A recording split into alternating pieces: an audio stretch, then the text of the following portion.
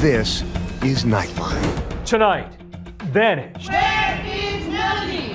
Where is Melodee? 9-year-old Melodee Buzzard, last seen more than a month ago on a road trip with her mother, Ashley, wearing wigs. We know that the vehicle license plates were switched. Why try to hide her identity? The race for clues after Ashley returned alone.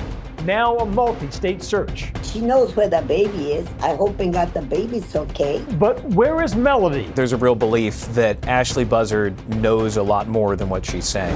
Plus, 20 years of dancing with the stars. The spins, the dips, the lifts. Now the ballroom having its biggest moment. We're behind the scenes with Robert Irwin and Dylan Efron. It's midnight and I'm at the hospital because Danny broke her nose. I just got a bonk on the nose. I had no idea I could dance. The surprising things they've learned along the way. I gotta ask you, which is easier? Wrangling some crocodiles or learning the foxtrot? And fight song? You can hate my style, you can roll your eyes, but I ain't slowing down, I was born to rise. Why Breaking Rust, chart-topping Walk My Walk has the music industry in an uproar. Walk my walk.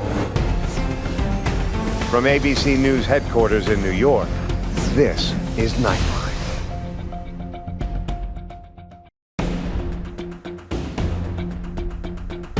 Good evening. Thank you for joining us. Tonight, the all-out search across 5 states for 9-year-old Melodee Buzzard. Last seen under bizarre circumstances with her mother, who has refused to tell authorities what she knows about her 9-year-old daughter's disappearance. This is the last known recording of Melodee Buzzard, according to authorities. Video obtained by the Sheriff's Department from a rental car facility's surveillance camera shows Melodee, who's 9 years old, with her mother Ashley, both wearing wigs. We miss her so much. But that video was from over a month ago. And on Friday, her mother Ashley arrested on unrelated charges. But the big question remains, where is Melodee Buzzard? Where is Melodee? Where is Melodee? Chanting outside her home in Lumpec, California, a community demanding an answer to a question now being asked in multiple states as the search for the missing 9-year-old widens. Federal and local authorities in California, Nevada, Colorado, Nebraska, and Kansas now involved. Melodee went missing in October after she went on a road trip with her mother. Leaving on October 7th for 3 days, Ashley drove a white 2024 Chevy Malibu rental car more than 3,000 miles, driving 50 hours in a 72-hour period, according to authorities. This is the route investigators believe Ashley took. On their way back, according to investigators, they took an odd route. They went through not a way you would normally go, going from Nebraska back to California. The crucial question, what happened during that road trip? We also know that both Melodee and Ashley wore wigs on this road trip. And then also we know that the vehicle license plates were switched. And then at one point they did bear a New York license plate. We believe that these actions were done to avoid detection. Why try to hide her identity? Why switch the plates from California to New York plates on that road trip? Authorities say Ashley has been uncooperative. According to a neighbor, this video appears to show Ashley removing missing person posters from her front yard in late October. In Santa Barbara County, it seems like there's a real belief that Ashley Buzzard knows a lot more than what she's saying, that she is not coming clean with investigators. Authorities say she returned home alone on October 10th without her daughter, Melodee. The last time anybody knows that Melodee Buzzard was alive and where she was on October 9th on the Colorado side of the Colorado-Utah border. Investigators tell us they have surveillance video of Melodee and her mother together on this road trip, making their way back from Nebraska. What happened from there? The trail goes dark. For a missing child or even a missing adult, there are certain things that someone like myself looks for when on the ground. Bill Garcia is a private investigator and has been investigating missing child cases since 1991. He's now searching for Melodee, investigating Melodee's case on behalf of her father's side of the family. Essentially what I'm doing is I'm tracing and following the route from highway to highway along this rural route. He's near the Utah-Colorado border right now. So far, I don't see any of the signs that would indicate Melodee's life was taken and that she may be out anywhere near this area. So I have a high belief that she is probably alive. She was officially reported missing on October 14th because of her prolonged absence at her school independent study program. A school official requested that we check her welfare at her residence in Lompoc. Deputies did contact the mom at the residence, but she was unable to give us a verifiable or reasonable explanation as to where Melodee was, and thus began our missing person investigation. Investigators said Melodee was homeschooled, but ABC News confirmed with the California Department of Education that there is no record of Ashley Buzzard ever filing the paperwork required for homeschooling. Nobody had really seen Melodee. In fact, the most recent photo that investigators have of Melodee is from 2 years ago when she was 7 years old. This photo that has been everywhere may not even be what she looks like today. Melodee, she was a very happy baby. I don't know about now. I don't even recognize her in those pictures that the FBI say that that's her. I don't know who she is. I haven't seen my granddaughter in 4 years. Lily Dennis is Melodee's paternal grandmother, but she says after Melodee's dad died, she saw less and less of Melodee. They came for Thanksgiving, for Christmas, but after when my son passed away, she was 6 months old, and then she started getting apart from us. Lily blames Ashley for her granddaughter's disappearance. Where is Melodee? Nobody knows anything. Supposedly nobody knows. She knows where the baby is. I hope and God the baby's okay. That's what we're praying. Late last week, authorities served a search warrant on Ashley and Melodee's home, as well as a storage locker and rental car that Ashley had used.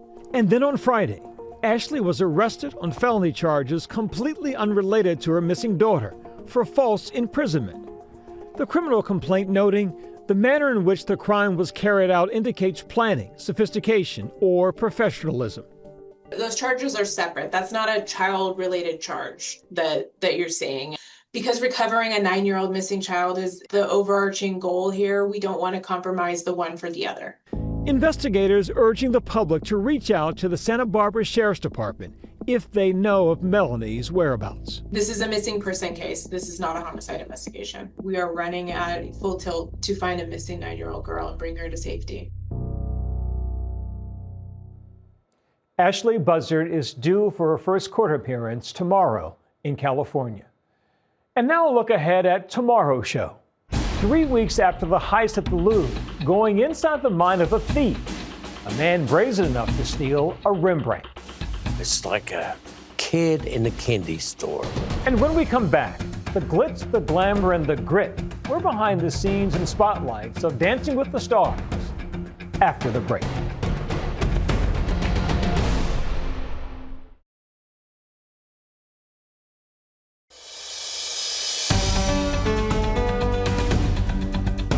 Welcome back. 2 decades in, Dancing with the Stars is riding its biggest wave yet. The nationwide obsession reaching epic audience numbers of all ages and tens of millions of votes every week. Here's Nightline's Ashin Singh. Dancing with the Stars. Live from Hollywood, it's the 20th birthday party of Dancing with the Stars. Celebrating 20 years of pairing professional dancers with some of the biggest celebrities to compete on the ballroom dance floor. From actresses like Brooke Burke, Zendaya, and Pamela Anderson. Don't patronize me. To reality stars like Erica Girardi, Denise Richards, and Kim Kardashian.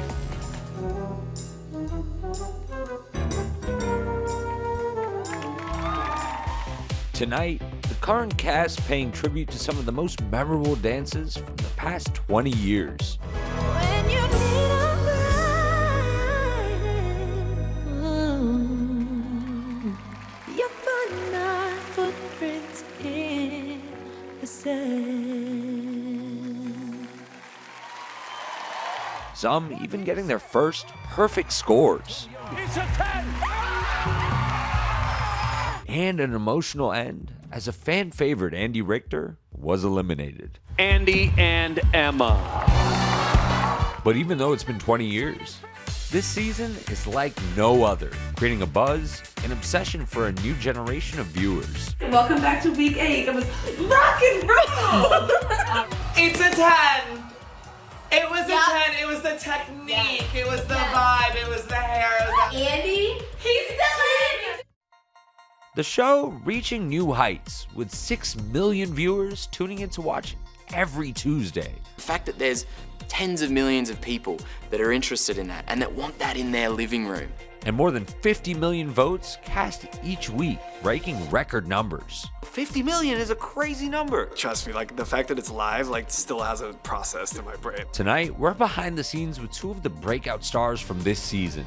Wildlife conservationist and son of the late Steve Irwin, Robert Irwin. I love ballroom dance. Who would have thought? And reality TV star, Dylan Efron.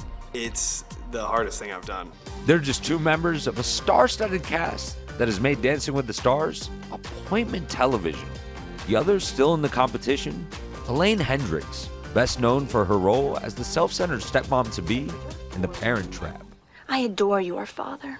He's exactly the kind of man I always planned on marrying. Along with Secret Lives of Mormon Wives star Whitney Levitt. Just wasn't in the space. What do you mean? I needed to separate myself from everyone and everything. Olympic gold medalist Jordan Childs and social media star Alex Earl. What up? Hi. The stars and their professional dance partners taking to TikTok to give fans a look at what's really going on as they spend hours rehearsing each day. Robert Irwin is not only thousands of miles away from home, but he couldn't be farther away from his normal day-to-day. I gotta ask you, which is easier? Wrangling some crocodiles or learning the foxtrot? I'll take a crocodile any day of the week. I know when I'm looking, down a barrel of a crocodile striking out at me, I know what he's thinking. I know he's just gonna try and bite me. But a foxtrot is so unpredictable. I don't know what's going on, I mean, the country has fallen in love with you. Did you know you could dance before? I had no idea I could dance. I'd never tried. I'm that guy at a party that I'm kind of just doing this. That's about all I got. That's an 8. But it doesn't appear that way when Robert's performing. He's racked up big scores week after week. Even surprising fans with some risque moves. There have also been some tears along the way, specifically when Robert dedicated his Week 5 dance to his mother, Terry.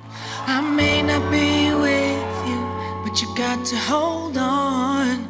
Everything in my life is to continue a legacy that my mum and dad started. My mum was there at every step of this journey, and then when Dad passed, she was the one person to pick up all the pieces. To create a story through dance that was just raw emotion, to act as a thank you to the person who is this pillar of strength in my life. It was something I will never forget. And then to finish that performance, having my mum there, I was hopeless. I absolutely just broke down. I was just like, this is a raw moment. It was particularly special. I'll never forget it. Robert, following in the footsteps of another important woman in his life. Bindi and Derek! His sister Bindi, who won the show a decade ago. I remember being 10 years old, sitting in the audience, watching my sister out there on the floor, just lighting it up and just thinking, whoa, she's amazing, this is incredible. And now I'm on the ballroom floor. 7, 8, 1. Today, it's the day before the live show, which means the couples are running through their dances and blocking for the cameras. Come on in. Yeah, let's go. Can we go take a look? Robert and his partner Whitney Carson giving me a tour of the iconic ballroom. Sort of where it all happens. This is where everybody comes in and gets ready and starts preparing, warming up. There's the last makeup touches. Okay, now watch your step. This is the ballroom. This is what it looks like from behind the scenes. So it's massive. It is truly huge. Yeah, we've got one day until showtime. Yeah. Yes. How are you guys feeling? We're feeling good. I mean, good. You still get nervous? I feel like each week we're seeing you, it's more and more. You're bringing more and more of yourself out Thank there. you. Yeah. And it's like, it's good nerves. It's this like feeling of adrenaline, of excitement. It's Argentine tango, so it's like it's like intense. It's more like, it's like this, like it's close, it's wow, it's intense, it's like, you know. Yes. Yeah, feel it. Here, ready, please ready? teach me, Okay, please. like this, Yeah, right? yeah. Okay, so right here, I right here. love this. Right. I love the. You like this? Okay, Yeah, and this then is actually how Argentine started. Okay. Male and male. With male. All right. So what I want is I want like a head whip, boom, like that straight down the barrel. All right, Ready? ready? 1, 2, 3. Wow. Oh yeah! Whoa. He would smash the Argentine tango. that was good. Come on. Robert isn't the only one stepping out of his comfort zone this season. Dylan Efron has competed in triathlons. Dylan. And even won the reality show Traders. I am the faithful. But he says this is a whole new beast. Where does doing Dancing with the Stars actually stack up with some of these really physical challenges that you put yourself through? This is the hardest for sure. Really? Yeah, for everything. Because the Ironman is like, it's on your pace. You train all year for it. This is like, there's a show on Tuesday, you better show up for it. You have 24 hours, it's how you use it, and we use it training non-stop. And it hasn't been without a few bumps and bruises, and even one visit to the ER. It's midnight and I'm at the hospital because Danny broke my nose. I just got a bonk on the nose. Like, it's funny, when you talk to any professional dancer there, they've all broken their nose. It's like impact sport. We were trying a new move. That stuff happens in dance. What have been some of your favorite dances so far this year? Definitely the one with my little sister. Yeah, that was so special. His dedication night dance to rewrite the stars with his younger sister. Also a nod to brother Zac Efron. You'd be the one I was meant to find. They've been so supportive, and that really is like the key that makes me comfortable out there. When I see my girlfriend, when I see Olivia, like I can put myself in their shoes and be like, oh, all right, he needs to go out there and do this. What have you learned about yourself through going through this process? I'm proud of myself for doing it. It's so not something I would have done. And I think I'm proud of the way that I show up too. Like I said, I've never danced. So then to like know I'm not good at something, but have the willpower to keep pushing, that's what I'm proud of. Both Dylan and Robert making it to next week's semifinals. But the dancing could continue beyond that. When Derek said, I see Broadway in your future, I was like, whoa, hold up. Robert, I think you need to change out your hiking boots for Broadway shoes, my man. Like, I feel like you gotta change careers. I mean, you were meant to be on stage. You are a performer. You really are. I've only just gotten out of the zoo uniform and out of the mud. Honestly, this has sparked a new passion. Dance is... Seriously? I am not kidding. It's an incredible discipline. The reward and the feeling is so much greater than you can ever describe. Our thanks to Ashen. When we come back, the chart-topping Walk by Walk by Breaking Rust sounds like a good old country anthem. If you don't like how I talk, I'm gonna keep on talking and walk my walk. But it ain't. Let the haters talk. So kick them rocks. If you don't like how I talk, I'm gonna keep on talking and walk my walk. That's Walk My Walk, the first hit of its kind. Now the top song on Billboard's country digital sales chart, and sounding like what you might expect from a country anthem. I'm gonna keep on talking and walk my walk. But the confident gravel voice artist named Breaking Rust isn't a real person. It's an AI product. But I ain't slowing down, I was born to ride. As artists from Dua Lipa to Elton John and Paul McCartney call for guardrails in the industry, Walk My Walk becoming the first known AI #1 hit. Before we go on this Veterans Day, we're reminded of the wise words of World War II Army veteran Medgar Evers, who said, "Freedom has never been free. It's a price America's servicemen and women have proudly paid for generations. We all owe them our respect and our gratitude." That's Nightline for this evening. Thanks for the company, America. Good night.